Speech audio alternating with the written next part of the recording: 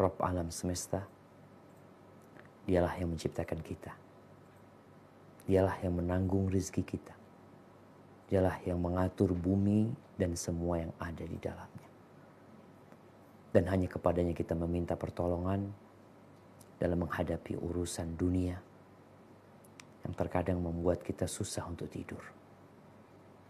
Membuat kita gundah gulana, galau, dan juga urusan agama. Yang banyak dari kita cuek dengan urusan agamanya. Padahal tanpa bantuan Allah, kita nggak akan bisa beribadah yang baik kepadanya. Allahumma salli wa sallim ala sayyidina wa maulana Muhammadin wa ala alihi wa ashabihi ajma'in. Ya Allah, semoga salawat dan salam senantiasa Engkau curahkan untuk hamba kekasih-Mu, untuk baginda Nabi kita Muhammad alaihi salatu wassalam, untuk keluarga beliau, untuk istri-istri beliau, untuk putra-putri beliau, dan untuk seluruh sahabat Nabi. Semoga Allah meridai kita bersama mereka. Amma ba'd, jamaah rahimakumullah, kalau berbincang tentang mengelola keuangan rumah tangga yang Islami, sebenarnya seorang laki-laki, kita bicara laki-laki dulu, karena di dalam agama kita wanita dimuliakan. Dia tidak diberi beban, diberi tugas yang double, yang akan membuat dirinya menjadi lelah dan capek menghadapi kehidupan ini. Karena ada tugas di muka bumi ini yang tidak mungkin dilakukan laki-laki. Tidak mungkin.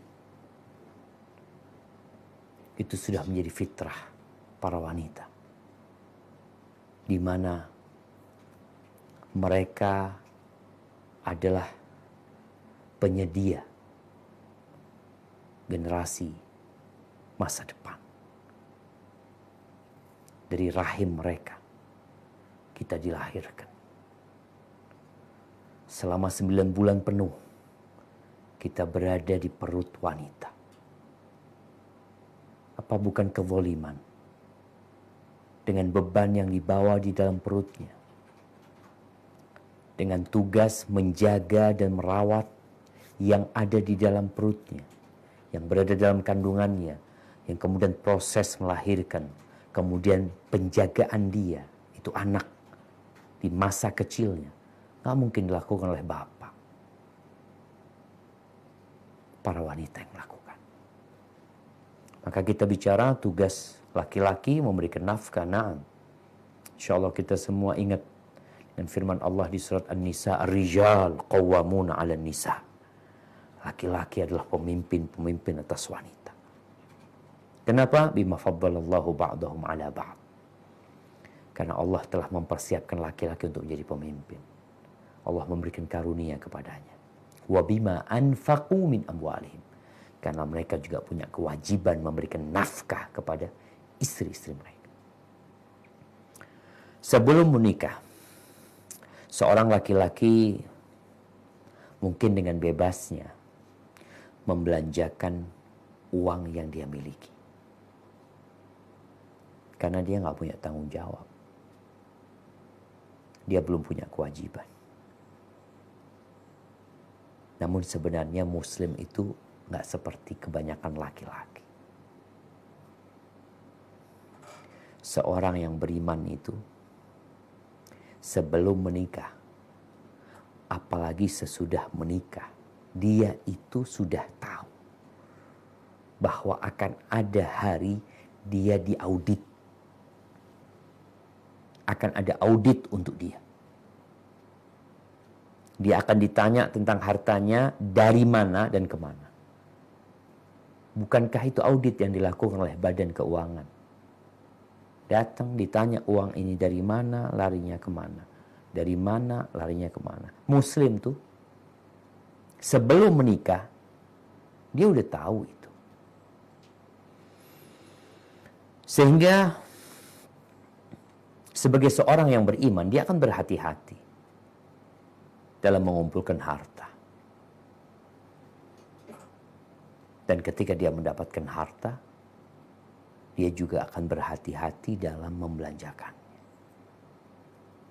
Adapun setelah menikah, maka ada tanggung jawab lebih yang menuntut dia mau tidak mau mempersiapkan diri. Oleh karena itu, Rasul sallallahu alaihi wasallam mengatakan, "Man istata'a minkumul ba'a falyatazawwaj." Barang siapa di antara kalian memiliki kemampuan, bukan kemampuan urusan biologis saja, tapi kemampuan untuk membiayai kehidupan dia, membiayai istrinya, menanggung kehidupan, falyatazawwaj, hendaklah dia menikah. Diperintahkan untuk menikah ketika dia punya kelebihan, punya kemampuan untuk memberikan nafkah. Yang nggak bisa, ya jangan memaksakan diri. Nabi kasih solusi lain. Semua orang punya nafsu birahi. Tapi tatkala dia tidak mampu menikah, maka Allah kasih solusi lain. Menikah itu kan menundukkan pandangan dan menjaga kemaluan. Yang nggak mampu, puasa. Jadi memang ada tanggung jawab lebih yang ditanggung oleh suami yang mau menikah atau oleh laki-laki yang dia mau menikah. Namun di sisi lainnya dia punya keimanan. Subhanallah jemaah. Kita kalau bicara iman, iman itu sebuah pohon besar yang tumbuh di dalam jantung kita, yang akarnya masuk ke dalam. Kemudian dahannya begitu kokohnya, sehingga ranting-rantingnya, Masya Allah, pokoknya kuat, dahannya banyak, rantingnya juga lebat, buahnya juga Masya Allah. Seorang mukmin ketika dia menikah, dia tahu istrinya nggak makan rezeki dia. Ini kalau kita bicara mengelola keuangan rumah tangga, yang pertama dimulai dengan keimanan. Yang lainnya mudah. Kalau kita membaca ya tata kelola keuangan keluarga, ada 7, ada 10, ada berapa ya, yang mungkin ditulis oleh orang-orang yang memang berpengalaman dalam hal itu. Tapi kita bicara iman dulu. Kadangkala kita udah mengelola sebaik mungkin, tapi memang pemasukannya nggak cukup gitu loh. Tidak mencukupi. Terus gimana? Pertama kau beriman. Jangan sampai putus asa dalam urusan rizki. Sebelum engkau lahir, udah dicatat. Anakmu nggak bakal makan rizkimu. Loh, terus dia udah punya rizki. Tugas dia hanya berusaha, bekerja, ya.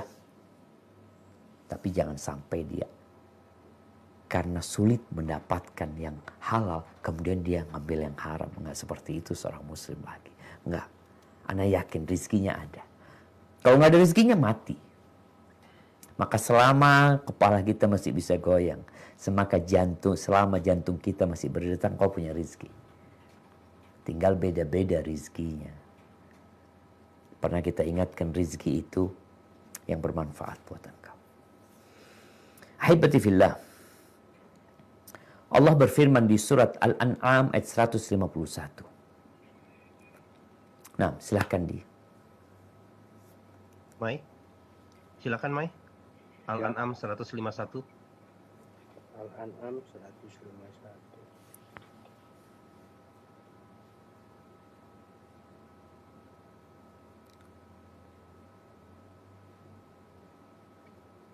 Al-An'am 151 ya, Bi? Iya, silakan. A'udzu billahi minasy syaithanir rajim. Bismillahirrahmanirrahim.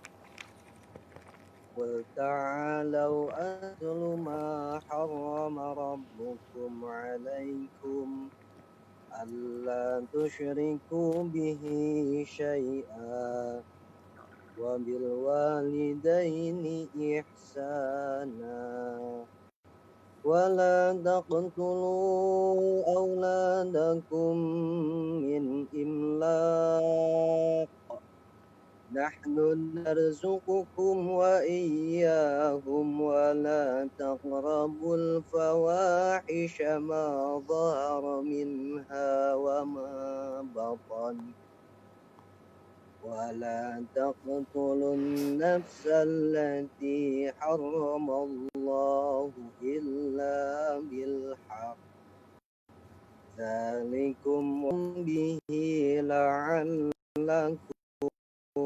تعلمون. Katakanlah Muhammad,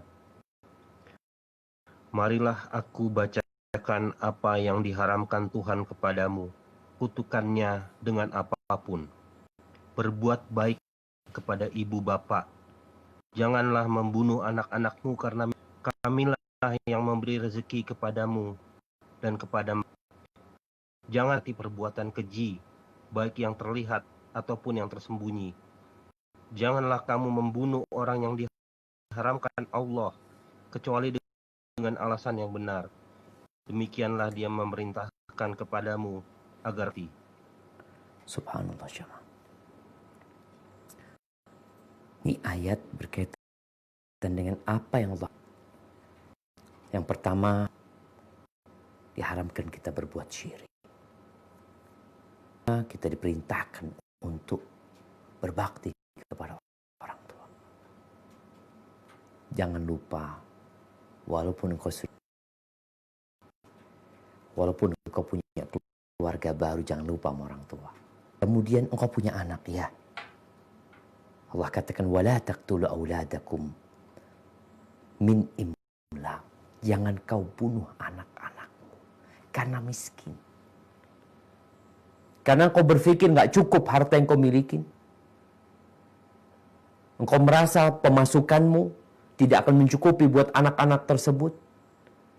Kadang tua yang membuang anaknya, dia letakkan di tempat yang mungkin bisa diambil sama orang karena dia berpikir, aku nggak mampu memberikan nafkah kepada dia. Dulu dibunuh, sekarang mungkin dibuang. Ada yang bahkan sebelum lahir pun sudah dimatikan. Apa kata Allah? Nahnu narzuqukum wa iyyahum. Kami yang kasih rezeki kepadamu dan kepada mereka. Bukan engkau. Kami, kata Allah. Inilah yang harus ada di diri seorang yang beriman. Ketika dia punya keluarga, punya istri, yang terkadang dia terbeban kepada mereka, tumbuhkan keimananmu. Siapa sih yang menciptakan anak-anak itu? Engkau bapaknya? Ibunya? Engkau bukan pencipta. Allah yang menciptakan mereka. Subhanallah jemaah. Burung-burung. Engkau mungkin melihat ada burung yang mati di sarangnya. Mati. Karena bapaknya, ibunya mungkin terbunuh. Rezeki dia sampai di sana. Siapa yang memberikan rezeki? Allah Jalla Jalaluhu. Bapak ibunya mati. Sudah. Tapi karena anak burung ini masih punya rezeki, subhanallah. Itu sarang burung ditemukan sama orang, diambil sama orang, dikasih makan. Karena dia masih punya rezeki. Siapa yang ngasih rezeki? Allah Jalla Jalaluhu. Wa ma min dabatin illa 'ala Allahi rizquha. Tidak ada satupun yang melata di muka bumi ini. Allah yang menanggung rezekinya. Bukan kita. Di surat Al-Isra ayat 31. Mengingatkan kembali. Kalau tadi di surat Al-An'am itu, jangan engkau membunuh anakmu karena kau miskin. Di Al-Isra ayat 31 ini, jangan engkau bunuh anakmu karena takut miskin. Ini bicara masa depan. Kalau ayat tadi berbicara kondisi keuangan sekarang, miskin. Udah nggak ada pemasukan, anak di PHK. Terus gimana sama tuh anak? Mau dibuang? Enggak. Terus ada yang berbicara tentang masa depan. Maka Allah sebutkan. Saya akan dibaca di Al-Isra ayat 31. Silakan Mai. Bismillahirrahmanirrahim. ولا تقتلوا أولادكم خشية إملاق نحن نرزقهم وإياكم إن قتلهم كان خطأ كبيرا. Anak-anakmu karena takut miskin. Kamilah yang memberi rezeki dan kepadamu. Membunuh mereka itu dosa yang besar. Subhanallah. Ada perbedaan antara ayat yang pertama tadi kita baca dan yang kedua. Ketika Allah mengatakan jangan engkau bunuh anakmu karena miskin. Kami yang kasih rezeki kepadamu dan kepada mereka. Sedangkan di Al-Isra ini, jangan kalian membunuh anak-anak kalian miskin. Belum takut. Takut dengan masa depan. Maka apa kata Allah? Kami yang memberikan rezeki kepada mereka, kepada anak-anak. Jadi kalau bicara masa depan, rezeki mereka kami yang nanggung. Dan kepada kalian. Jadi seorang mukmin yang berkeluarga, dalam dia akan bisa menghadapi. Nggak ada cerita bunuh diri. Nggak ada yang akan keluarganya. Karena dia tahu kemanapun dia pergi, Allah mengawasi dia. Dan dia harus bertanggung jawab atas apa. Jangan. Ahibati fillah. Setelah kita bicara iman tadi. Yang perlu ada ketika mengelola keuangan keluarga. Ketahuilah bahwasanya Allah Azza wa Jalla banyak sebutan. Allah menyebutnya dengan sebutan karunia dari Allah. Allah menyebutnya dengan khair. Khair. Allah sebutkan harta itu qiyaman linnas. Sebagai tonggak kehidupan. Jadi harta itu tidak tercela. Ada ayat-ayat yang mencela harta. Harta yang haram. Harta yang tidak digunakan sesuai dengan tujuan harta itu diberikan. Itu yang tercela. Tapi secara umum, harta itu tonggak kehidupan. Ana sama an bisa seperti ini karena ada harta. Punya handphone nggak bisa nonton. Yang nggak punya. Berarti harta itu. Bagaimana cara kita mengelola? Yang pertama, ini mengelola harta. Setelah keimanan tadi, Allah memberikan arahan untuk tidak memberikan harta kita kepada orang-orang yang bodoh. Itu tidak akan dihargai sama mereka. Kepada orang-orang yang cara berfikirnya nggak lengkap. Orang tua memberikan anaknya yang narkoba. Habis itu uang. Berapa banyak orang yang gara-gara sabu-sabu uangnya habis. Ada orang tua memberikan anaknya harta, dia tahu anaknya nggak benar. Maka harta itu akan digunakan untuk hal-hal yang kurang bermanfaat. Itu tanggung jawabmu mengelola harta. Yang pertama, engkau punya harta, dapat rezeki, jangan kemudian kau berikan tanpa melihat kondisi mereka. Allah berfirman di surat An-Nisa ayat 5. Surat An-Nisa ayat 5. Silakan Mai. An-Nisa ayat 5. Rahim walan tuntus sufaha'akum allati ja'alallahu lakum ja'alallahu lakum qiyaman warzuquhum fiha warzuquhum waqsuhum wa qulu lahum qawlan ma'rufa. Dan janganlah kamu serahkan kepada orang yang belum sempurna akalnya harta mereka yang ada di dalam kekuasaan kamu kehidupan. Berilah mereka belanja dan pakaian dan ucapkanlah kepada mereka perkataan yang baik. Nah, ayat ini berbicara tentang anak-anak yatim yang kita pelihara, yang hartanya mungkin dititipkan kepada kita. Ketika belum lengkap akal mereka, jangan dikasih harta mereka. Terus berikan kebutuhan mereka. Mereka perlu pakaian, perlu makan, kasih. Tapi jangan dipegangin uang. Ini juga berkaitan dengan anak-anak kita. Sebagian ulama juga menyebutkan hati-hati dengan para wanita. Kadangkala akalnya kurang lengkap. Kasih duit, belanja. Ini cerita kawan deh. Di Medina. Dia seorang pegawai, Masya Allah gajinya jangan ditanya. Dia punya gaji 11.000 real. Ya kira-kira 44 juta. Istrinya gajinya 20 juta lebih. Karena seorang guru istrinya. Suatu hari kata suaminya ngomong sama anak cerita, ya Allah, anak punya istri ini tahu-tahu malam bawa belanjaan. Sepatu banyak sekali dia beli, puluhan dia bawa ke rumah. Anak tanya, buat apa? Apa kata istrinya? Lagi ada diskon.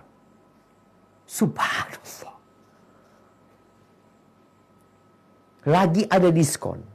Dan inilah yang terjadi. Ketika kita tidak pandai mengelola harta, setiap belanja. Lagi promo, belanja. Loh. Untuk beli. Enggak. Tapi kan lagi promo murah sekarang. Subhanallah.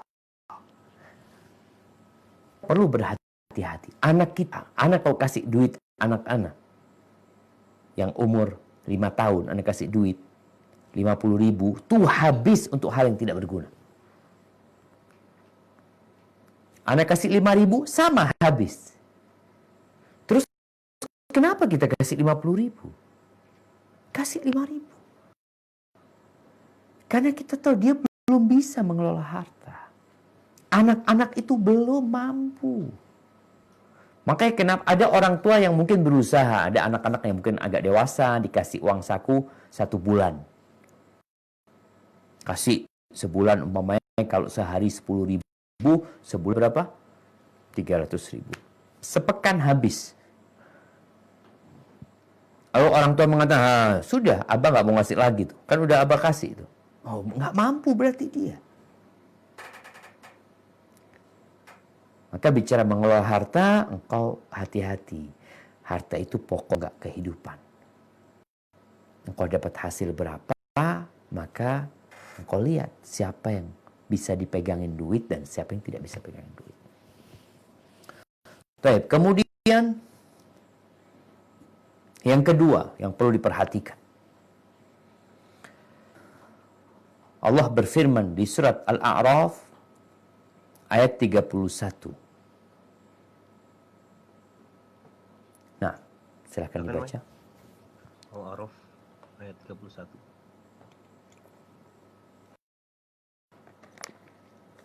Bismillahirrahmanirrahim. Ya bani Adam khudhu zinatakum inda kulli masjidin wa kulu wa la tusrifu innahu la yuhibbul musrifin. Wahai anak cucu Adam, pakailah pakaianmu yang bagus pada setiap makan dan minumlah, tapi jangan berlebihan. Sungguhnya Allah tidak menyukai orang yang berlebih-lebihan. Ini prinsip mengelola keuangan dalam makan, minum, berpakaian juga. Jangan berlebih-lebihan. Jangan sampai besar pasak daripada tidak. Banyak orang bekerja bukan untuk kebutuhan hidup dia, tapi untuk gaya hidup dia.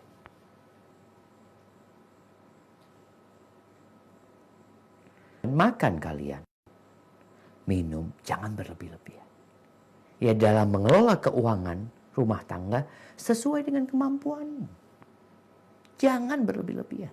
Engkau susah sendiri ngikutin gaya hidup temen. Dia punya kawan, Masya Allah, ya duitnya banyak dia gitu. Pantas dia seperti itu. Engkau berapa pemasukanmu? Suamimu bekerja apa? Berapa gaji dia? Gaji dia 5 juta. Yang diberikan kepadamu 3 juta. Terus engkau ingin makan steak tiap hari ini itu. Minumnya harus jus. Ya enggak seperti itu. Jangan berlebih-lebihan.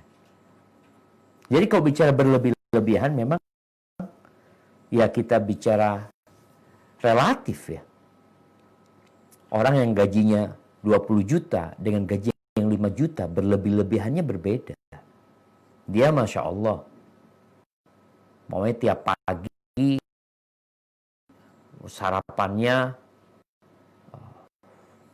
ikan salmon. Engkau gajinya 5 juta sama ikan pindang. Jadi jangan dikatakan mau kayak dia deh Ustaz. Cukup uang. Allah katakan makan, minum silakan. Tapi jangan berlebih-lebihan. Kenapa? Allah nggak suka dengan orang yang berlebih-lebihan. Terus gimana cara? Surat Al-Furqan. Ayat Allah, nah, silakan dibaca. Al-Furqan.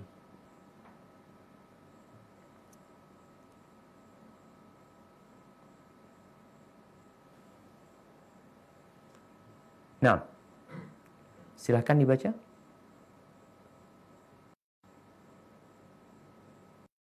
A'udzu billahi minasy syaithanir rajim. Bismillahirrahmanirrahim. والذين إذا أنفقوا لم يسرفوا ولم يقتروا وكان بين ذلك قواما. Dan termasuk hamba-hamba Tuhan yang Maha Pengasih, orang-orang yang apabila menginfakkan harta, mereka tidak berlebihan dan tidak pula kikir di antara keduanya secara wajar. Ahibbatifillah, seperti itu hamba-hambanya Allah. Dia nggak pelit sama anak-anaknya, nggak. Dia nggak kikir sama istrinya. Makanya kalau ada suami yang kikir, istri boleh mengambil hartanya suami. Ini kita kembali ya bicara suami yang menjadi pemimpin yang wajib memberikan nafkah. Kadangkala suami ngasih nggak cukup. Tidak cukup untuk kebutuhan. Padahal uang dia banyak. Motor rusak nggak diperbaiki sama suami. Padahal dia bisa beli yang baru 10. Mama. Kondisi rumah kayak gitu juga. Kebutuhan sekolah anak-anak, susu, macam-macam buat anak-anak kita. Suami punya duit. Tapi kata dia, udahlah anaknya kasih air beras. Subhanallah. Dia punya fulus. Nggak boleh pelit. Yang wajar. Tidak berlebih-lebihan dan tidak pelit. Maka ketika seorang suami pelit, istri itu boleh ngambil uangnya suami tanpa sepengetahuan suami. Tapi dengan cara yang baik. Tadi hanya untuk memenuhi kebutuhan. Tidak dia berlebih-lebihan juga dalam hal ini. Jadi Allah sudah kasih arahan sebenarnya. Maka dari sini suami harus tahu apa yang dia berikan kepada istrinya, apa yang dia berikan kepada anak-anaknya. Kalau dia berharap pahala, dapat pahala sodako. Enak nggak sekarang ngasih istri dapat pahala sodako? Istri tambah cinta sama suami, anak-anak tambah sayang sama bapaknya. Kita dapat pahala sodako. Niatnya doang yang diganti nih. Niatnya berharap pahala dari Allah SWT. Tapi sekali lagi, nggak boleh berlebih-lebihan. Akan ngerusak tuh anak. Ya. Kadangkala ya, ketika anak-anak sekolah SD, kita kasih uang saku berapa waktu itu, mungkin 2.000. Pulang dia ngomong, "Abah kok cuma 2.000? Fulan itu tiap hari 10.000 dikasih sama bapaknya." Iya. Kan anak-anak ini nggak paham. Penghasilan bapaknya sama penghasilan bapaknya Fulan itu berbeda. Kemudian bisa jadi kalau kita kasih lebih sama dia, itu akan merusak dia. Makanya orang dulu, subhanallah, anaknya tuh nggak kasih uang saku. Terus suruh makan di rumah. Dikasih bekal, bawa nih, makan. Jangan beli-beli di luar. Selain untuk menjaga kesehatan dia, juga untuk mengontrol. Kalau dikasih uang, yang seharusnya dia beli sarapan, nggak beli sarapan dia. Beli permen, beli es krim, ini itu. Maka orang tua harus memahami karakter anak-anaknya. Sehingga dia tidak berlebih-lebihan dan dia tidak pelit. Ketika butuh anaknya, jangan kau pelit. Karena ada orang tua nih jamaah. Kejadian di Jember. Abah Ana cerita dulu. Ada seorang di sini, anaknya udah SMA kalau nggak salah. Anaknya ini minta motor. Abahnya itu kaya, bisa beli motor abahnya. Nggak dibelikan sama abahnya motor. Terus anak-anaknya itu minta ya sesuatu yang abahnya mampu dan dia mungkin sudah besar juga ya. Mungkin dia sudah boleh naik motor.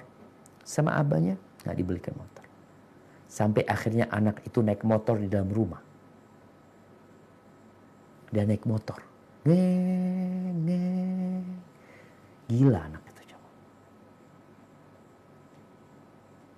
Karena pelitnya orang tua. Maka tolong dalam mengelola keuangan rumah tangga ini, jangan berlebih-lebihan dan jangan pelit. Apa standarnya? Standarmu sama standar tetanggamu berbeda. Maka engkau sendiri yang bisa mengelola keuangan. Kemudian ahibati fillah, ketahuilah ada skala prioritas dalam agama kita.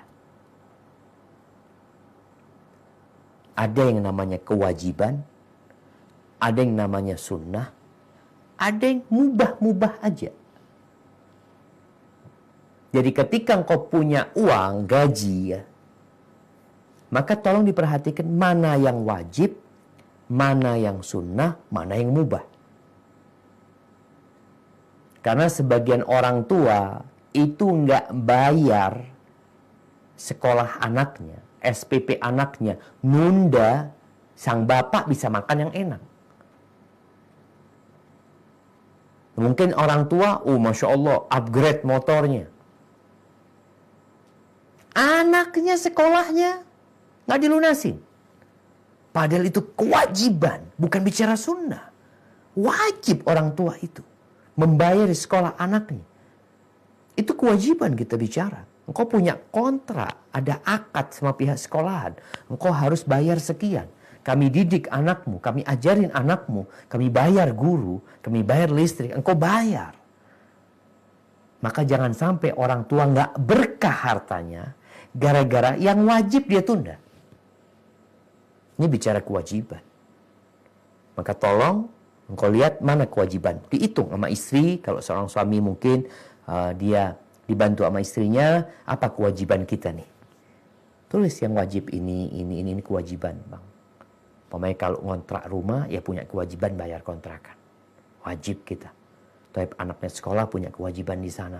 Anaknya antar jemput punya kewajiban di sana. Ditulis kewajibannya.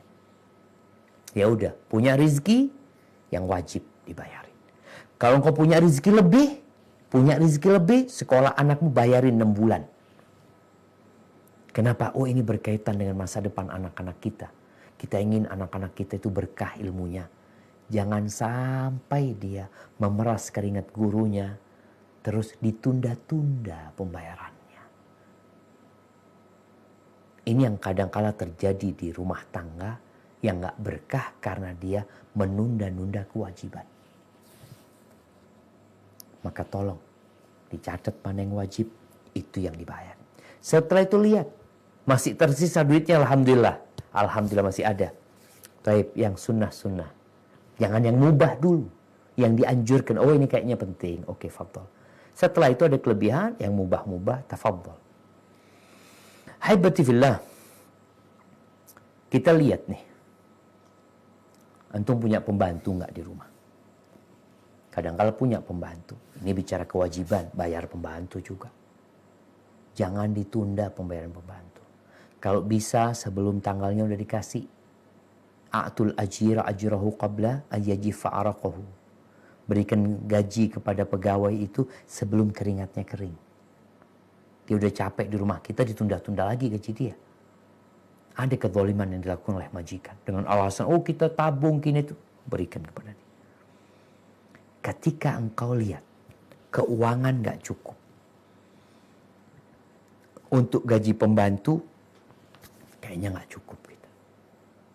Terus gimana? Ya udah gak usah pakai pembantu. Jangan memaksakan diri. Oh capek, lelah, ini itu. Oh belajar di putrinya Nabi SAW. Fatimah binti Muhammadin sallallahu alaihi wa alaiha wasallam. Bagaimana putrinya? Suaminya miskin. Ali miskin. Bukan orang kaya. Nggak bisa Ali cari pembantu. Bantu istrinya juga berat karena dia harus kerja lagi juga di luar. Jadi Fatimah ini yang menggiling gandum sendiri sampai tangannya jadi kasar. Jamaah. Dia juga punya anak-anak kecil, Hasan, Hussein. Secara ekonomi susah hidupnya Fatimah. Tapi bagaimana dia mengelola? Maka tadi, pembantu nggak punya, karena memang nggak punya duit. Dapat berita Nabi SAW dapat tawanan perang. Yang mungkin ada yang bisa bantu Fatimah. Maka Fatimah dianjurkan sama Ali bin Abi Thalib. Cobalah engkau mungkin berangkat ke ayahmu. Mungkin ada yang bisa bantu. Berangkat. Ke rumah Nabi SAW, sampai sana nggak ketemu sama Nabi SAW. Ketemu sama Aisyah. Ceritalah kepada Aisyah. Kepada istri bapaknya. Habis sholat Isya malam nih Nabi pulang. Ketika Nabi pulang, ceritalah Fatimah bahwa tadi datang putrimu.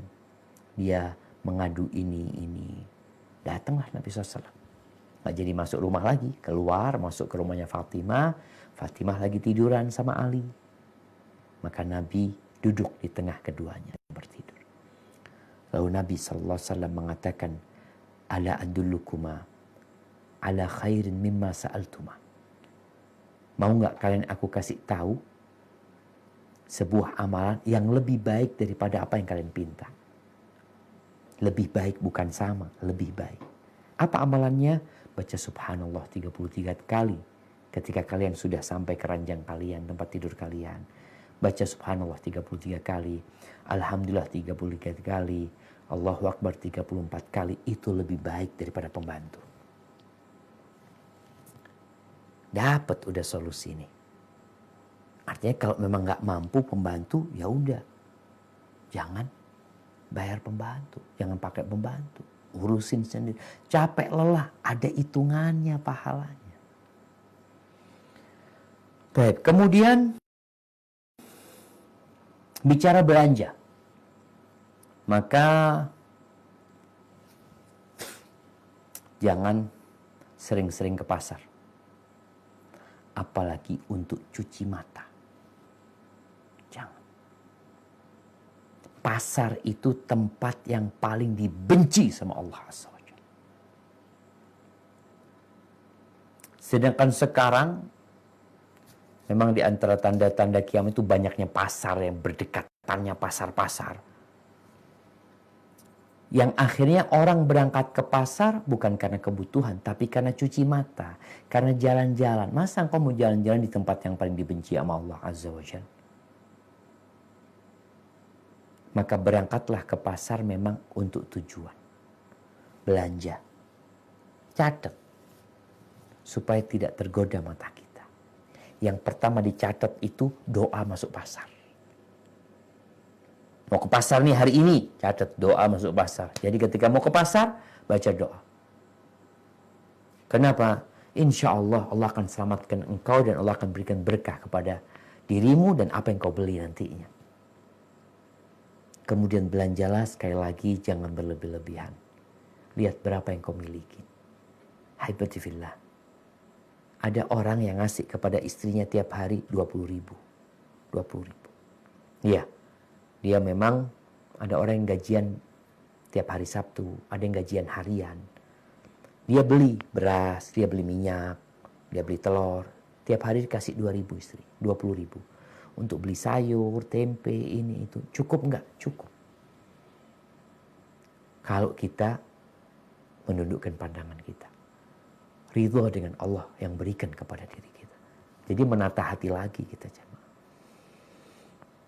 Kemudian masak nih. Dulu nggak ada warung. Di masa dulu nggak ada warung. Sampai sekarang kalau kita ke desa-desa tuh nggak ada warung. Desa-desa yang pelosok. Makanya kalau kepingin makan itu namu ke rumahnya orang kampung. Dikasih makan sama mereka. Kita lihat bagaimana Fatimah mengelola kehidupan dia. Dia tahu suaminya nggak bisa beli tepung, gandum, ya udah. Gandum itu yang dibeli. Kemudian ditumbuh. Sedangkan sekarang kita melihat dengan banyaknya warung ya. Bukan banyaknya warung jamaah. Kita di rumah kita didatengin sama tuh warung. Datang pakai motor, bakso, bakwan, apalagi datang. Sehari itu bisa mungkin hampir 10 kali orang jualan lewat. Yang itu menggoda kita. Maka bertakwalah kepada Allah SWT. Khususnya buat para istri juga, buat para suami. Belanja, engkau masak sendiri. Oh, nggak bisa masak, belajar. Berkah jemaah. Sampai-sampai Nabi SAW mengatakan kepada Abu Dzar radhiyallahu anhu, "Ya Abu Dzar, idza tabakhta marakatan fa'akthir ma'aha." Wahai Abu Dzar, kalau engkau masak, banyakin kuahnya. Nih, masak marok ya, kuah daging tuh. Banyakin kuahnya. Wa ta'ahad bihi jiranaka, dan bagi-bagi sama tetangga. Ini berkahnya kalau masak sendiri. Sehingga kita bisa berbagi sama tetangga. Di situ ada berkah lagi yang Allah akan berikan. Maka para istri berusaha untuk memasak. Kadangkala suami istri kerja. Akhirnya makan di luar. Kalau dihitung, mungkin gajinya istri itu ya buat makan doang sudah di luar. Artinya kalau suami yang bekerja, istri di rumah yang masak, yang menyiapkan semuanya tanpa pakai pembantu, cukup sebenarnya. Ketika orang mau berkhidmat. Ahibati fillah. Tapi kita juga perlu mengembangkan harta. Ini istri yang soleha. Kalau tahu suaminya nggak mampu, ya dia bantuin. Nggak apa-apa. Tanpa dia menyia-nyiakan kewajiban dia. Kalau bisa harta suami itu dikembangin. Contohnya dikembangin gimana? Ya Alhamdulillah. Ana biasanya beli terong. Oh, nggak perlu beli terong, tanam terong sekarang. Alhamdulillah halaman rumah ada. Umar bin Khattab radhiyallahu anhu pernah berkunjung ke rumahnya Abu Dhibyan. Ditanya, "Ya Abu Dhibyan, berapa penghasilanmu? Artinya engkau berapa dapat santunan dari negara waktu itu?" Kata dia, setahun itu 2.500. 2.500 dirham. Ya anggaplah 250 juta setahun. Berarti sebulan, banyak sebulan. Hampir 20 jutaan kira-kira tiap bulan. Apa kata Umar bin Khattab? "Ya Abu Dhibyan, oh ya Abu Dhibyan, uangmu itu engkau tolong kembangkan. Engkau beli ternak, bercocok tanam. Sebelum nanti datang masa yang orang-orang nggak ngasih lagi uang. Artinya ada usaha dari keluarga ini mengembangkan uang yang dimiliki, bukan hanya dimakan. Salah satu caranya tadi, apa yang bisa dilakukan dengan uang suami yang terbatas? Oh, alhamdulillah di belakang rumah ada sedikit tanah kosong. Di depan rumah juga ada. Banyak orang, jadi kalau orang kaya, tafadhol, orang banyak duitnya. Yang ditanam bunga-bunga yang mahal, yang nggak bisa dibikin sayur. Jadi kalau nggak punya sayur, nggak bisa tuh kembang yang depan rumah bikin sayur, nggak bisa. Ada orang yang seperti itu. Tapi engkau harus tahu, enggak, uangku nggak banyak. Berarti yang aku tanam itu yang bermanfaat buat aku. Cabai, Masya Allah. Sawi. Terus, ya anda nggak tahu lah tanaman-tanaman yang bisa. Apalagi sekarang ada sistem menanam itu, apa yang pakai hidroponik, ya, yang pakai polybag, yang pakai apa, bisa di rumah dimanfaatkan. Iya. Jangan sampai kalah sama orang kaya. Yang orang kaya udah hidroponik, yang kita tetap bunga-bunga yang tanam di rumah kita. Sekali lagi, nggak ada yang bisa dibikin sayur. Ikan, kita taruh rumah ikan hias. Kira-kira kalau engkau nggak punya duit, bisa tuh ikan hias digoreng. Coba engkau piara lele mungkin. Piara apa di rumah. Piara ayam. Piara apa. Yang bisa untuk menambah. Tidak mengurangi belanja suami. Biasanya duit umpamanya biasa beli telur. Alhamdulillah punya ayam. Sekarang ya telurnya kita ambil dari telur ayam itu. Dengan cara seperti itu kita mengelola. Jadi uang ini adalah, harta ini adalah pokok penunjang kehidupan. Kita bakal ditanya sama Allah SWT. Kemudian yang terakhir, suami istri. Ya, nggak harus istri itu tahu dengan berapa gajinya suami. Saya sampaikan lagi. Tidak harus istri itu tahu dengan berapa gajinya suami. Berapa pemasukannya suami. Kenapa? Karena suami ini punya tanggung jawab bukan hanya istri dan anak-anaknya. Bisa jadi dia punya orang tua yang menjadi tanggungan dia. Bisa jadi dia punya keponakan yang menjadi tanggungan dia. Sehingga istri, ya sudah, suami juga harus tahu. Tadi kita bicara ada yang wajib, ada yang sunnah. Jangan sampai sang suami memberikan yang sunnah, yang wajib akhirnya dia tinggalkan. Dosa dia jadinya seperti itu. Ada suami yang ya umpamanya mau ngecat mobilnya, mau ngecat motornya, mau beli sepatu, hal-hal yang mubah, jangan sampai dia beli yang mubah, yang wajib dia tinggalkan. Ini yang menyebabkan rumah tangga gak berkah. Yang terakhir, suami istri ini berdoa. Ketika suami berangkat kerja, katakan, bang, baca doa bang. Baca doa. Keluar rumah, masuk rumah baca doa. Makan baca doa. Soalnya kalau makan gak baca doa, setan ikut makan. Disitulah kenapa kadangkala ya gak berkah lagi. Makan ini, makan. Kok habis uang kita cepat habis? Karena kita meninggalkan doa. Berdoalah selalu dalam aktivitas rumah tangga. Tadi mau berangkat ke pasar, mau beli sesuatu, masuk pasar, baca doa. Sehingga dengan cara seperti itu Allah memberkahi rumah tangga kita. Hadza wallahu a'lam bishawab. Itu mungkin yang bisa Anda sampaikan pada kesempatan kali ini. Mudah-mudahan bisa difahami tentang bagaimana mengelola keuangan dalam rumah tangga kita. Jazakumullah khair. Tafadhal, Anda kembalikan kepada pembawa acara nih. Jazakumullah khairan. Terima kasih Ustadz Syafiq. Masya Allah sekali. Semoga ilmunya bisa kita serap. Dimana untuk mengelola keuangan keluarga itu yang pertama yang harus kita punya itu keimanan dan pengelolaan keuangan yang baik. Teman-teman yang mau tanya silakan diketik ataupun mau ngomong langsung juga silakan. Ada titipan pertanyaan, langsung aja saya bacakan, Pak Ustadz.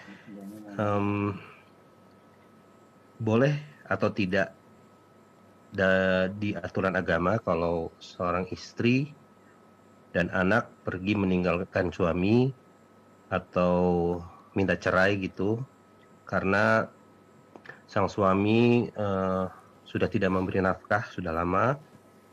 Terus keimanan sang suami juga tidak mau berubah menjadi lebih baik. Itu bagaimana itu, Pak Ustadz? Apa Masya bisa Allah. seorang istri Gugat minta cerai. pisah dari suami? Jazakumullah khair. Ya jamaah. Ini suami la dunia wala agama. Kadang-kala kan ada seorang istri yang bertahan sama suaminya. Suami anda nggak ngasih nafkah Ustaz, tapi dia sebenarnya orang soleh, orang baik ya. Cuma memang mungkin nasib dia baru di PHK, dia gagal usaha ini itu. Masih ada yang diharapkan. Tapi kalau tadi yang disampaikan, dunia udah nggak ngasih nafkah, agama juga kurang benar, apa yang diharapkan? Bolehkah istri gugat cerai dalam kondisi seperti ini? Boleh. Ahibati fillah. Cuma sebelum gugat cerai, memang kita itu harus memperbaiki diri kita.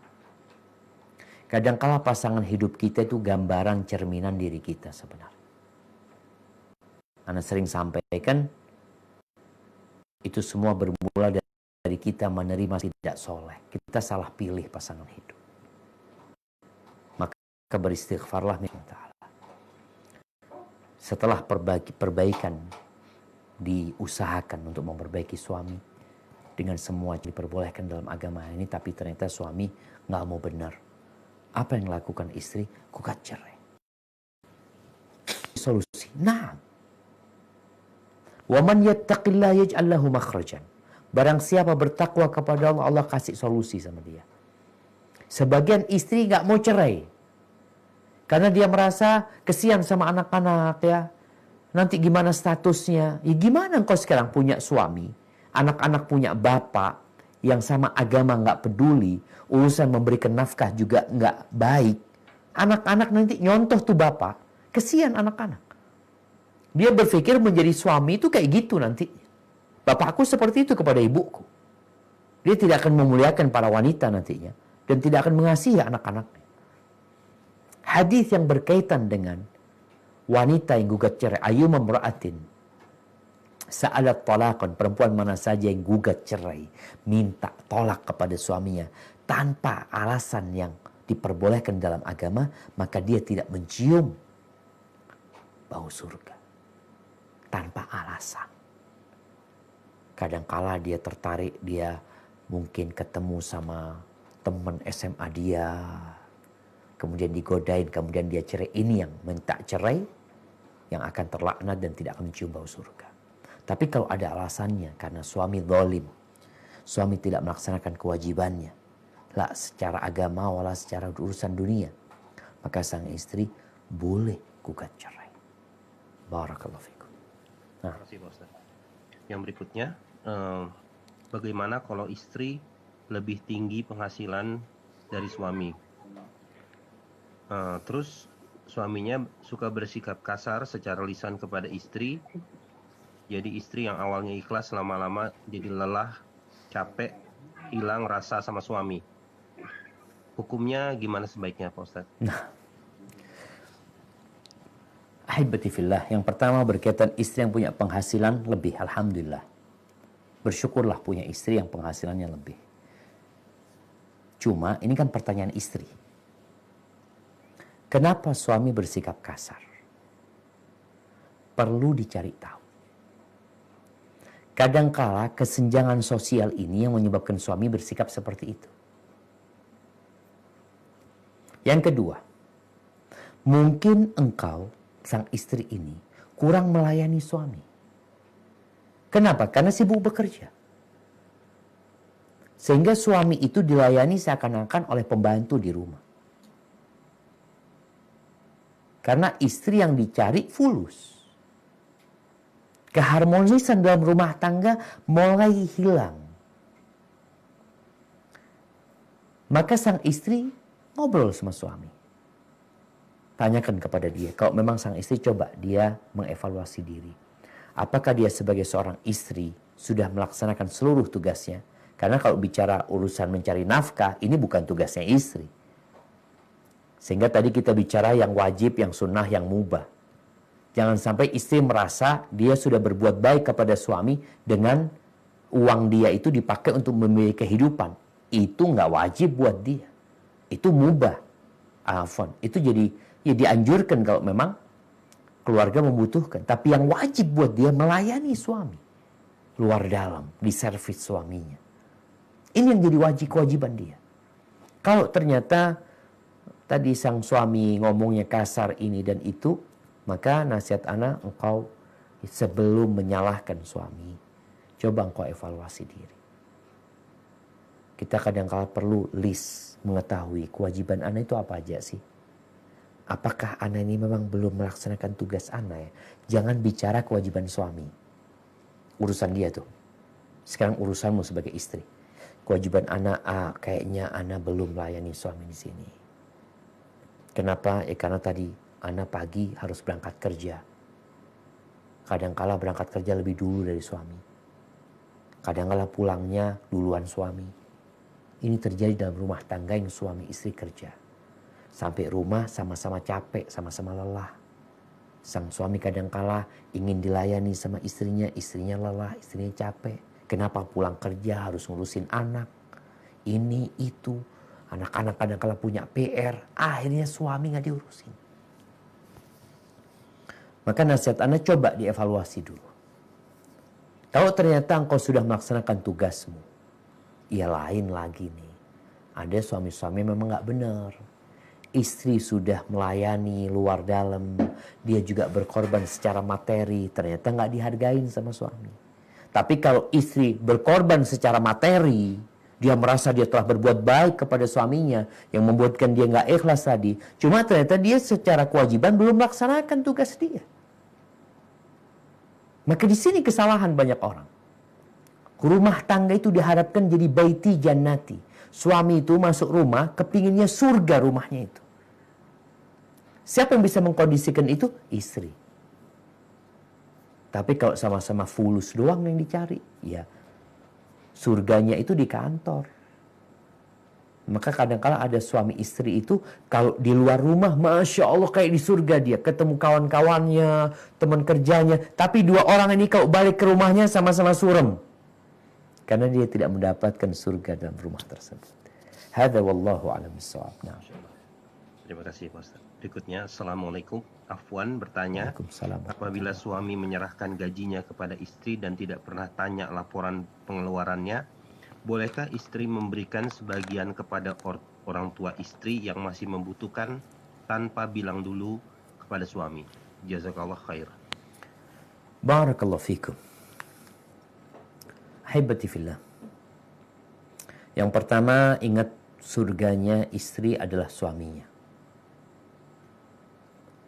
Maka ketika dia dikasih amanat oleh suami, coba dia perhatikan. Mana kewajibanku? Kita bicara kewajiban lagi. Oh suami, kewajibannya sama orang tuanya. Paling nggak bayarin listrik orang tuanya, umpamanya. Dicatat ini, itu. Kemudian, alhamdulillah udah selesai yang wajib-wajib nih. Kemudian nanti bicara yang sunnah-sunnah. Nah, terus gimana Ustaz? Istri itu boleh nggak mengeluarkan uang suami tanpa izin suami? Ada suami yang memberikan izin umum. Udahlah engkau kelola uang itu, mau ngasih orang tua fadhal, mau ada orang miskin, mau sedekah silahkan dari sana. Oh berarti ada izin umum. Tapi kalau nggak ada izin umum dan engkau tahu kalau suami tahu nanti dia akan marah, maka engkau perlu izin. Sampaikan kepada suami, Bang, bicaranya umum juga nggak apa-apa. Bang, kalau ana lihat ada orang-orang yang butuh, boleh ana sedekahin. Bukan bicara orang tua, enggak. Sedekah. Suami ngomong, oke nggak ada masalah. Yang penting jangan sampai tadi yang wajib ditinggalkan. Udah izin umum nih, boleh sang istri ngasih orang tuanya. Karena kalau bicara sedekah, yang paling berhak mendapatkan sedekah kita, bantuan kita, orang terdekat kita. Maka sang istri boleh memberikan kepada orang tua dia. Tapi tolong perhatikan yang wajib-wajib dulu. Orang tuanya suami, bapak ibunya suami. Seperti itu jamaah. Hadza wallahu a'lam bissawab. Terima kasih Pak Ustaz. Berikutnya, Assalamualaikum warahmatullahi wabarakatuh. Waalaikumsalam warahmatullahi wabarakatuh. Apakah boleh seorang istri memberikan tabungan tanpa pengetahuan suami dengan tujuan sebagai cadangan perekonomian keluarga di masa depan? Ataukah segala hal tentang pengelolaan keuangan harus seizin suami? Barakallahu fikum. Ya jemaah. Yang pertama, istri kalau memang tadi disuruh ngelola, tafadhol dikelola. Kalau bicara izin, ada izin umum. Ya udah dikelola, tafadhol. Kalau tadi menabung, ketika tabungan itu kan tetap uangnya suami. Jadi bukan jadi milik istri gitu loh. Sehingga tatkala suami nanti perlu, ya fadhol bang, ada uangnya abang gitu loh. Ana simpan uangnya abang. Jadi ketika mengelola keuangan suami, itu uangnya suami. Ada istri yang dikasih sama suami, itu jadi milik istri. Jadi modelnya gini, uang belanja. Ada yang dikasih uang belanja, fadhol nih, buat belanja. Sisanya tafadhol, kalau ada sisanya yang kau ambil sudah. Berarti istri punya kewenangan sekarang. Bagaimana menjadi irit uang tersebut cukup buat rumah tangga, dia ada kelebihan yang bisa dia simpan. Jadi miliknya istri. Karena memang sudah dihalalkan sama suami. Tapi kalau enggak, istri udah dikasih sendiri, ini uang belanja, suruh kelola, kemudian ditabung sama sang istri, nggak ada masalah. Tapi uang itu miliknya suami gitu loh. Jadi intinya miliknya siapa aja uang itu yang perlu dipastikan. Kalau sudah diberikan kepada istri jadi milik istri, kalau itu uangnya suami yang dikelola istri, maka itu milik suami. Tabungan itu pun miliknya suami. Sehingga tatkala nanti dibutuhkan, ya kan ada suami-suami memang yang menyerahkan kepada istrinya. Ya silahkan dikelola. Dikelola itu bisa untuk belanja, dikelola itu bisa untuk bayar listrik, bayar sekolah anak, dan bisa sebagian ditabung. Tafadhol. Tapi milik suami. Barakallahu fiik. Berikutnya pertanyaan dari saya, Pak Ustadz. Nah, tafadhol. Mau nanya, pengelolaan keuangan yang dilakukan oleh Nabi kita Rasulullah itu seperti apa? Apakah Rasulullah yang mengelola atau diberikan kepada Aisyah untuk mengelola? Itu yang saya pengen tahu. Masya Allah. Nah, barakallahu fikum. Ya jemaah, yang pertama Nabi ini istrinya 9. Jadi kalau bicara istrinya 9, nggak mungkin saya kelola istrinya. Nabi yang mengelola. Tapi Nabi mengelola dengan beli makanan umpamanya. Beliau beli makanan untuk setahun ya. Udah dijaminkan buat istri-istrinya. Jadi ketika beliau dapat rezeki, beliau lakukan itu biasanya memberikan tadi makanan yang diperlukan sama mereka. Jadi bukan Aisyah yang mengelola. Tapi makanan itu ya udah yang ada di rumah. Gandum itu kan awet ya. Atau kurma itu awet. Jadi seperti Nabi SAW ketika beliau mendapatkan rezeki, maka dibagi-bagi yang berkaitan dengan kebutuhan. Jadi bukan Aisyah yang mengelola keuangan untuk semua istri-istri Nabi, enggak. Maka kalau tadi antum punya gaji diserahkan kepada satu istri, di mana istri antum yang lain? Ini juga akhirnya susah mau nikah lagi gitu kan, gimana fulusnya dipegang istri Ustaz gitu. Maka Nabi SAW beliau sendiri yang mengelola, tapi biasanya tadi beliau membeli sesuatu yang diperlukan setahun, itu beliau sediakan makanan untuk jaminan, bukan untuk jaminan, simpanan makanan yang memang diperlukan. Dan Nabi SAW ketika meninggal dunia, beliau menggadaikan baju besinya untuk beli gandum yang ditaruh di rumah-rumah istrinya untuk keluarganya. Karena di akhir hayat kan Nabi SAW sakit. Maka dari situlah Rasulullah SAW menggadaikan baju besinya. Nabi SAW punya tanah ya, punya kebun yang ada di Khaybar dari hasil rampasan perang ya, yang itu untuk membiayai kehidupan istrinya. Jadi di akhir hayat Nabi, sebenarnya ekonomi Nabi itu membaik. Di awal-awal susah, makanya Nabi sering datang ke rumah istrinya nggak ada makanan gitu loh. Ya udah, puasa Nabi SAW. Tapi tatkala beliau punya rezeki, maka beliau berusaha untuk mencukupi kebutuhan setahun ya, yang dibutuhkan oleh keluarganya. Dari sisi makanan sebenarnya. Mungkin seperti itu yang dilakukan Nabi SAW. Jadi bukan Aisyah yang ngelola gitu loh. Jadi sunnahnya laki-laki yang mengelola keuangannya. Ya. Nanti kalau mau kawin lagi gimana dia bang? Artinya duit itu kan yang ngelola memang tadi suami. Suaminya punya kewajiban tadi. Dia bukan hanya sama istrinya. Bisa jadi sama orang tuanya juga. Dia mau berbagi. Nabi mau kasih anaknya Fatimah. Tapi kalau dikasih kepada istrinya kadang-kala kalau tahu ya, dengan uangnya suami, dia mau ngasih ibunya, ngasih bapaknya, kadang-kala kesian. Kita kesian sama istri kita. Dia jadi sakit hati nantinya gitu loh. Ya. Gitu Bang. Oke, Pak Ustadz. Terima kasih. Berikutnya Mas Pur, silakan Mas Pur. Langsung tolong dibuka mic-nya, Mas Pur mau tanya.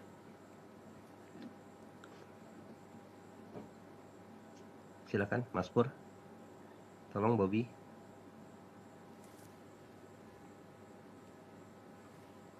Halo. Assalamualaikum. Ya. Waalaikumsalam warahmatullahi wabarakatuh. Ahlan wa sahlan. Baik Pak Ustadz. Gimana kabarnya ini? Baik, alhamdulillah. Istri sehat. berapa Mas Pur? Maaf, gimana Pak Ustadz? Istri berapa? Alhamdulillah satu. Masya Allah. Jadi disyukurin yang satu ini ya. Yang satu aja yang menghujat banyak Pak Ustadz. Masya Allah. Barakallahu fiik. Tafadhal Mas Pur. Ya, ini saya mau bertanya Pak Ustadz. Saya mendapatkan pertanyaan titipan dari si Fulan ini Pak Ustadz. Ini tentang bagaimana antara hak dan kewajiban tentang masalah gaji tadi. Saya tertarik untuk masalah gaji tadi Pak Ustadz. Jadi si Fulan ini titip pertanyaan ke saya. Bagaimana sikap kita seharusnya kepada sebuah perusahaan si Fulan tentunya, itu yang menerapkan sistem gaji itu mundur Pak Ustadz. Jadi misalnya begini, si Fulan ini bekerja sekitar 2 bulan dan baru dibayar mundur itu 1 bulan. Jadi misalnya Januari si Fulan ini mulai bekerja, ini belum dibayar Januari, Februari si Fulan ini masih bekerja, belum dibayar. Kemudian bulan Maret si Fulan ini menerima gaji di bulan Januari. Maret, April menerima di bulan Februari. Itu begitu seterusnya Pak Ustadz. Sementara si Fulan ini selalu menuntut gaji, menanyakan gaji kepada perusahaan. Tapi perusahaan ini menjawab bahwa iya tenang, ini akan dibayarkan gitu. Ya dengan waktu yang mungkin kadang terlambat, nggak sesuai. Padahal kita tahu pasti bahwa ada ajaran yang mengatakan bahwa ketika sebagai satu perusahaan kita wajib membayar sebelum keringat karyawannya kering gitu. Idealnya seperti itu. Tapi pada kenyataannya perusahaan si Fulan ini nggak seperti itu. Bagaimanakah sebaiknya si Fulan ini bersikap? Apakah menuntut secara terus-menerus, menanyakan, meminta, atau seperti apa? Karena di sisi lain ada satu ajaran yang mengatakan bahwa ya mungkin itu emang rezekinya si Fulan sedang segitu. Nah ini dan ada satu lagi pernyataan bahwa mungkin ya rezeki kan udah ada yang atur, nggak usah nuntut-nuntut, pasti nanti pada waktunya akan turun sendiri gajinya gitu. Sementara di sisi lain ini kan berkaitan dengan hak dan kewajiban. Nah, mungkin itu dulu pertanyaan dari saya Pak Ustadz. Mudah-mudahan saya mendapatkan jawaban yang mencerahkan dan nanti insya Allah akan saya sampaikan kepada si Fulan. Masya Allah. Barakallahu fiikum. Disampaikan ke si Fulan ini perusahaan apa kawannya Mas Pur? Ya perorangan kayaknya. Ya kayaknya saya sendiri deh. Baik, barakallahu fikum. Jazakumullah khairan. Nah, jemaah. Iya. Islam ini agama yang menjamin hak semua orang itu terpenuhi. Hak semua orang. Kalau hak itu tidak terpenuhi di dunia, di akhirat akan disempurnakan. Sampai kata Nabi SAW, nanti kambing yang tidak bertanduk, yang ditanduk sama kambing yang bertanduk, itu akan mendapatkan keadilan di sisi Allah SWT. Taib. Bagaimana dengan ketika kita bekerja di tempat perusahaan atau perorangan yang dia tidak menggaji kita tepat waktu? Ini sebuah kezaliman. Rasul sallallahu alaihi wasallam mengatakan a'tul ajira ajrahu qabla an yajifa araqahu. Berikan gaji kepada pegawai itu sebelum keringatnya kering. Nah, sekarang bagaimana? Sekarang pakai sistem kontrak kerja. Oke. Gajinya tiap pekan, maka tiap pekan harus dibayar. Bukan harian, tiap pekan. Ada gajinya tiap bulan, maka sebelum akhir bulan itu berlalu, maka harus diberikan gaji dia. Kalau tidak, maka perusahaan ini tidak akan berkah. Karena doanya orang yang dizalimin itu mustajab. Doanya orang yang zalimin. Ketika ditunda pembayaran pada Allah dengan keburukan buat tempat dia kerja, Allah akan kabulkan doa dia. Karena doanya orang yang zalimin mustajab. Baik, tugasnya orang ini apa, Ustaz? Yang dizalimin. Yang pertama, boleh iya itu hak dia. Bicara rizki, rizki kan diusahakan. Makanya kenapa mereka nggak tidur di rumahnya? Kalau bicara rizki kan nanti datang sendiri rizki itu. Nah, tapi Allah perintahkan kita bekerja. Maka tugas kita adalah bekerja. Menuntut itu juga termasuk kerjaan kita untuk mengambil hak kita. Silahkan dituntut. Ketika dia janji-janji terus, inilah kita kenapa tadi iman. Memang iman inilah yang menjadi motor penggerak orang itu berbuat baik. Man kana yu'minu billahi wal yaumil akhir, barang siapa yang beriman kepada Allah dan hari akhir, hendaklah dia berbuat baik kepada tetangganya. Iman ini yang menggerakkan. Makanya perlu teman kita, perusahaan kita untuk dikasih nasihat. Jangan sampai, kalau mungkin satu orang yang dizalimin, tadi cerita Mas Pur, mungkin cuma satu orang. Ya mungkin ada orang yang baik hati, yang dia memaafkan ini. Tapi ada orang-orang yang keluarganya butuh, anak-anaknya butuh. Kemudian mereka angkat tangan. Berdoa kepada Allah Azza wa Jal. Gimana akhirnya perusahaan ini? Maka menuntut itu diperbolehkan. Silahkan dituntut tiap bulan. Dan selain menuntut, perlu ada usaha memberikan nasihat. Kadang-kadang kala kita sampaikan kepada perusahaan, kalau seperti ini terus, yang Anda takutkan, hilang barokah perusahaan ini. Orang-orang itu loh, punya anak, punya istri, punya tanggungan. Ketika perusahaan tidak mampu, ya silahkan. Dia sudah nggak mampu, ya sampaikan kepada mereka. Iman di PHK atau apa. Tapi jangan melakukan kezaliman dengan berharap keuntungan lebih besar. Kadangkala perusahaan ini menggunakan gaji karyawan itu untuk modal usaha lagi. Subhanallah. Ini berbahaya lagi jemaah. Orang yang dizalimin keuntungannya engkau nikmatin ya.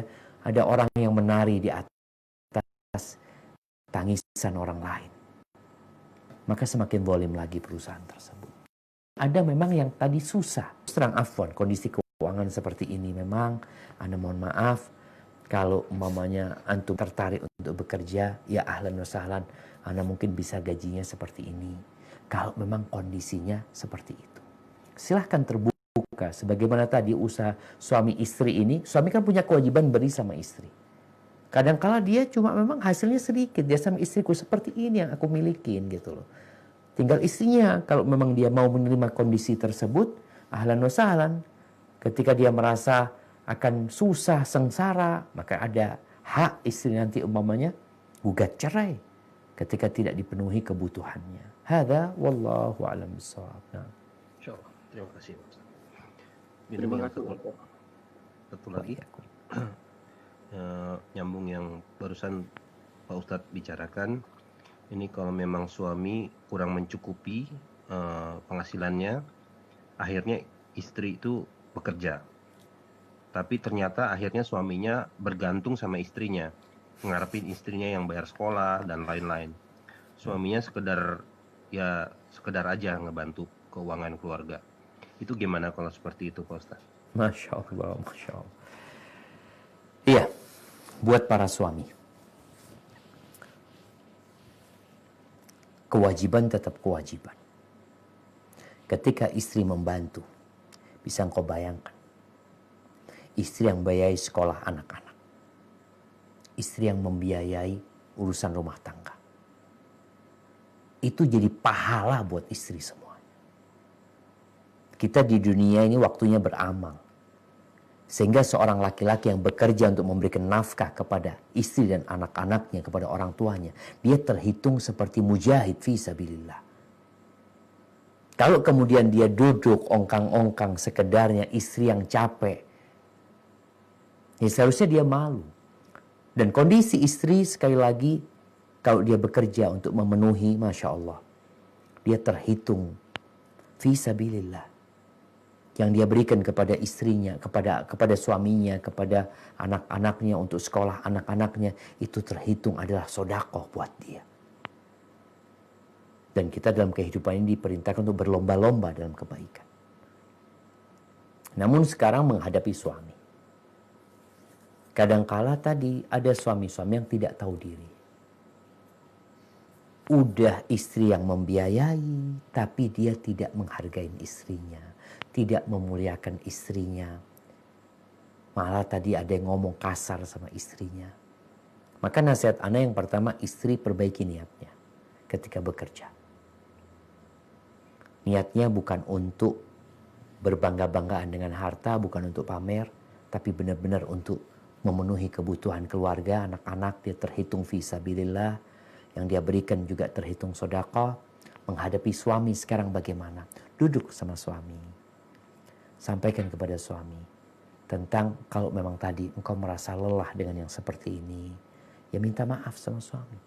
Engkau mungkin kurangin kerjamu supaya suami gak bergantung. Dengan harapan tadi ketika istri ya cuma cukup buat makan aja, suami mah gak mau, dia akan berusaha nantinya. Ini kalau suami yang benar. Tapi ada suami yang Masya Allah, malah dia kawin lagi dengan hartanya suami, istri. Ada yang seperti itu. Na'udzubillah min dzalik ya. Ketika mereka tidak menghargai dan menghormatin istri yang sudah berjuang untuk keluarga. Kalau akhirnya sang istri nggak mampu bertahan dengan suami seperti itu, maka boleh sang istri gugat cerai. Kalau bicara boleh, boleh gitu loh. Tapi ya kalau bisa dipertahankan sambil diperbaiki, istri sabar ya. Dan suami tadi dalam kondisi dia menghargai istrinya. Rasul SAW sama Khadijah, itu kalau kita lihat, Nabi itu nggak punya apa-apa. Yang kaya itu Khadijah. Tapi bagaimana Nabi memuliakan istrinya, menghormatin istrinya. Dan bagaimana Khadijah juga menghargai suaminya. Sehingga terjadi saling memahami dan rumah tangga itu menjadi baiti jannati akhirnya. Hadza wallahu a'lam bissawab. Terima kasih Pak Ustaz. Berikutnya Pak Indro mau nanya, silakan. Pak Indro tolong dibuka mic-nya. Langsung aja Pak Indro.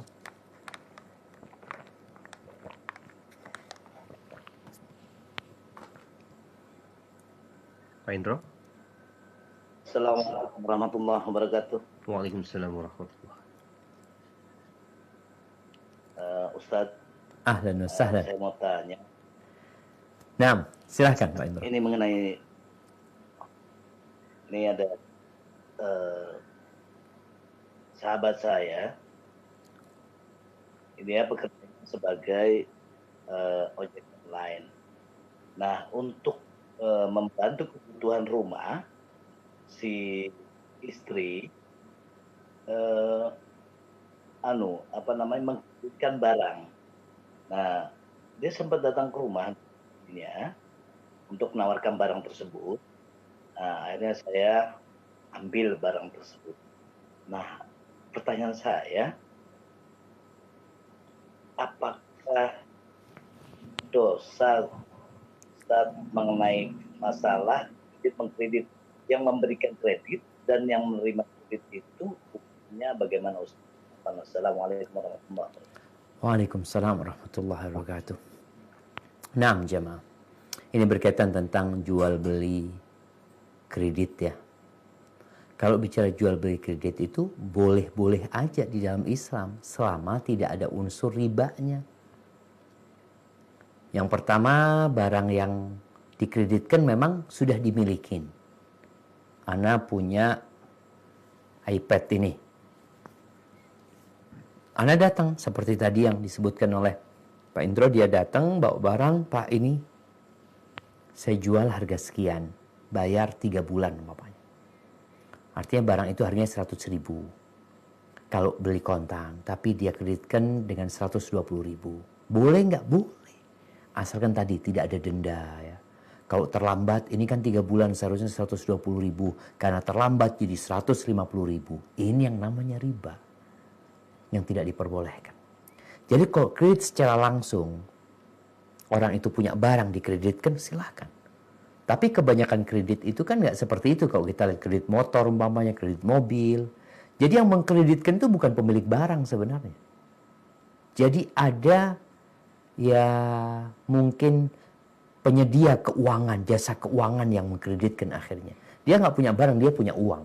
Tapi kalau yang tadi Bapak sebutkan, orang itu punya barang. Dia datang, fadl Anda kreditkan. Tapi catatannya tadi, ketika ada keterlambatan, tidak boleh ada tambahan yang harus dibayar. Sehingga itu kredit yang syar'i, kredit yang diperbolehkan. Seperti itu, Bapak. Barakallahu fikum. Terima kasih, Pak Ustaz. Satu pertanyaan lagi terakhir, Pak Ustaz. Naam, tafadhal. Assalamualaikum, Pak Ustaz. Waalaikumsalam warahmatullahi wabarakatuh. Kalau suami tidak bekerja, bukan karena nggak mampu bekerja, tapi karena harus menjaga ibunda yang sedang sakit, jadi yang bekerja hanya istri. Bagaimana kalau seperti itu, Pak Ustaz? Barakallahu fikum. Naam, jamaah. Ar-rijalu qawwamuna 'alan nisa. Suami itu sebagai pemimpin atas wanita. Karena dua hal. Yang pertama, karena Allah memberikan kelebihan kepada dia. Yang kedua, dikarenakan dia memberikan nafkah. Biasanya kalau salah satu ini tidak dipenuhi, pincang kepemimpinan suami. Yang dampaknya rumah tangga kadang-kadang nggak harmonis. Karena suami tidak melakukan kewajibannya. Taib, dia punya kewajiban lain. Itu berbakti kepada ibunya. Berarti dia sekarang punya dua kewajiban. Dia punya kewajiban berbakti kepada ibunya, dan dia punya kewajiban memberikan nafkah kepada istri dan anak-anak. Terus gimana kondisinya? Kembali kepada saling memahami antara suami istri ini. Kalau sang istri ridha dengan kondisi itu, maka jadi kemuliaan buat sang istri. Dia tahu bahwasanya sang suami nggak bisa memberikan nafkah karena disebutkan menjaga ibunya, dan sang istri ridho. Dia bekerja, dia yang membantu. Maka sekali lagi, tadi kita bicarakan, Nabi SAW mengatakan tentang orang yang keluar bekerja untuk memberikan nafkah kepada anak-anaknya, atau kepada orang tuanya, atau untuk diri dia sendiri, maka orang itu terhitung fi sabilillah, di jalan Allah Azza wa Jalla. Maka buat seorang istri yang seperti itu, hendaklah dia bersabar, menerima yang ada, dan dia berpikir pahala sekarang. Kalau sekarang ya hidup susah ya, dengan kondisi seperti ini, mungkin memang amalan istri nggak cukup untuk masuk ke surga Allah yang derajatnya banyak. Sehingga Allah berikan ujian kepada dia dengan dia bekerja dan memberikan nafkah kepada suaminya, kepada orang tuanya suami, ibunya suami, dan itu akan menjadi ladang pahala buat sang istri. Barakallahu fiik. Insyaallah, terima kasih Pak Ustaz. Sepertinya pertanyaannya udah habis. Mungkin bisa ditutup dengan doa. Barakallahu fiikum. Naam jamaah, ingat ya, bicara mengelola ekonomi keluarga nih, tiap pagi Nabi SAW berdoa. Beliau mengatakan, Allahumma inna nas'aluka ilman nafi'an wa rizqan tayyiban wa amalan mutaqabbala. Ya Allah, kami memohon kepadamu ilmu yang bermanfaat, rizki yang baik, dan amalan yang diterima. Beliau juga berdoa mengatakan tiap pagi dan sore, Allahumma inna nas'alukal afwa wal afiyah fid dunya wal akhirah. Ya Allah, kami memohon kepadamu maaf dan memohon kepadamu afiat, kesembuhan, keselamatan di dunia dan di akhirat. Allahumma inna nas'alukal afwa wal afiyah fi dinina wa dunyana wa ahlina wa malina. Ya Allah, kami memohon kepadamu keselamatan di agama kami,